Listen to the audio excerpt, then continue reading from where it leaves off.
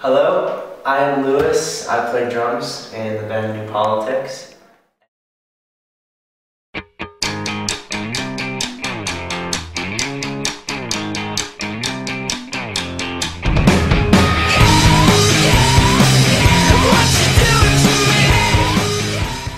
But New Politics was originally formed in Denmark. David and Soren, the other guys in the band, came to the States like 3 years ago, met me, and that's when the journey began, with me being in the band. We've been playing music for like the band has been in band for about 4 years. I've been in the band for about 3.5 years. And it's been nothing but amazing. And we're here now in Mexico City. It's beautiful. Everybody's so nice to us. Everybody's been so warm and friendly since we've gotten here. And this is actually our first time here, and it's been amazing. The sound of New Politics it's kind of a hard question to answer, because all three of us have such different musical backgrounds and musical influences, and one day I could come to the table with a drum beat that is dance, and David would come with a hip hop groove, and Soren would come with a rock groove, but somehow we all bring it together. We don't really like to label ourselves, under anything, pop this or rock this. We just are who we are, and I mean, obviously this record was a little different than our first record. Our first record was much heavier, much more, angry, I guess, sounding, but this record's a little different, and I think that, each of those records reflected different times of our careers and of our lives. The first record was David and Soren in Denmark, but I wasn't even involved in the first record. They were living in a basement, and just pissed that they were there, and it reflects off of that. This record, reflects the fact that David and Soren moved to the States, met me, we're all living in Brooklyn, New York for the first time, and it was crazy for him and for them, for us, for everybody. But yeah, I mean, pop punk, pop rock, dance, you can label that all as New Politics, because we love it all, and that truly is what we are. We're a melting pot of everything.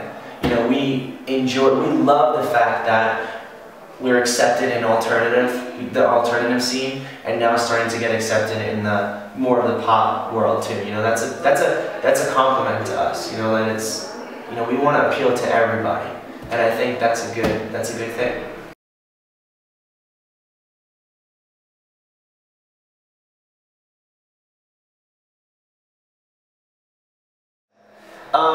It's the difference between playing with Pink or artists like Pink and artists like Fall Out Boy is we honestly, when we started touring with both of these artists, we were so scared. We were so nervous, because we know how Fall Out Boy's huge, Pink is huge. We were like, what are we gonna do on these stages, in front of these people?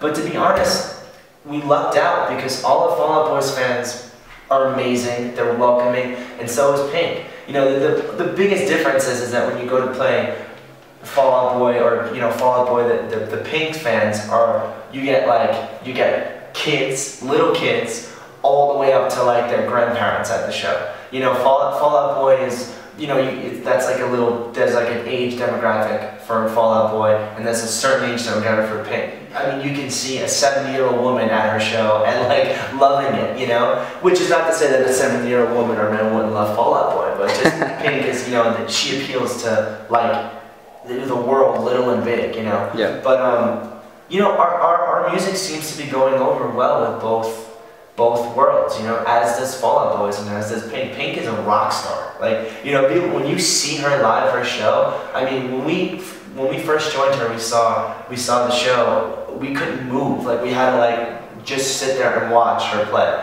She's unbelievable. She literally is a rock and roll star. Same thing with Fall Out Boy. I mean, those guys are insane, And for us to be sharing the stage with them in front of their fans, and their fans being as welcoming as they are, it's unbelievable. It's huge.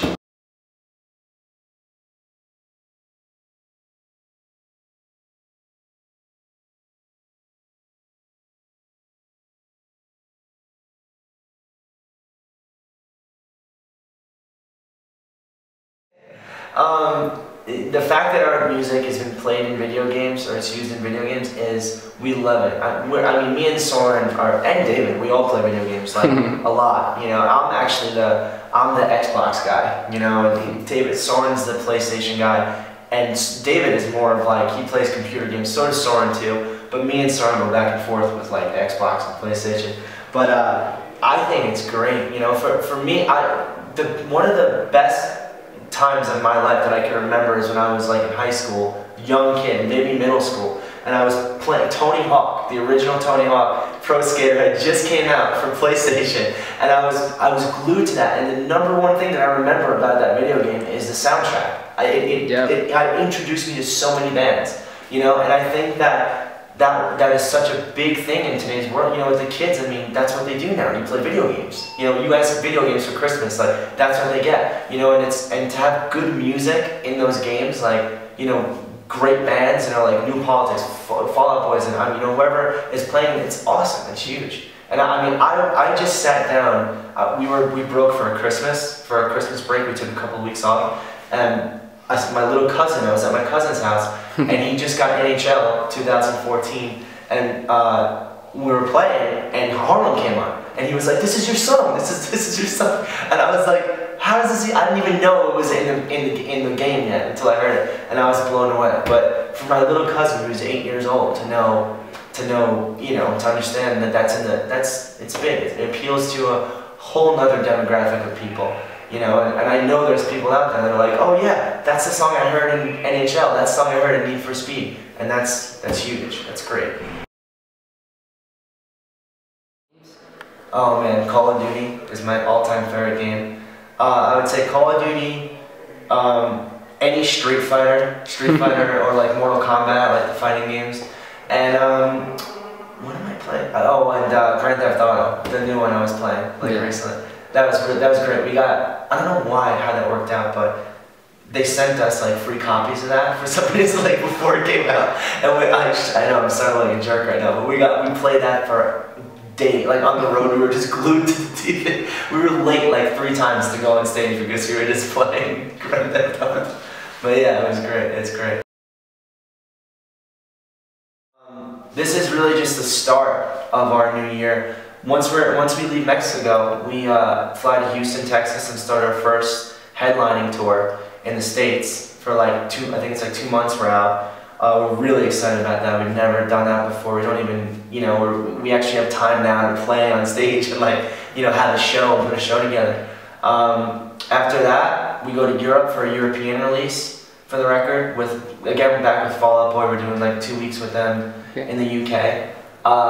Then I think from there we go to Australia, then Hawaii, and then I don't know what's going on for like, there's like a 2-month period in April and May that's not really, like, it's shaky, we don't know what we're doing yet. Probably a lot of the festivals. And then we're out again with Fall Out Boy and Paramore all summer long in the States. So we're so busy and we're so excited. There's no current plans now to come back to Mexico, but we're gonna make it a point because it's been great. It's been amazing here. You know, we want to come back. Me, David, and Soren have been talking forever. Like, this was one of the spots that we wanted to come to for a long time now, and we're here, and it's amazing. And we're like, we gotta come back. We want to come back and have like some time off so we can like explore, and you know, we really didn't get that this time, but we're definitely gonna come back sometime soon. We will definitely be back. Hey, what's up? I'm Louis from New Politics. Yo soy Plop Radio.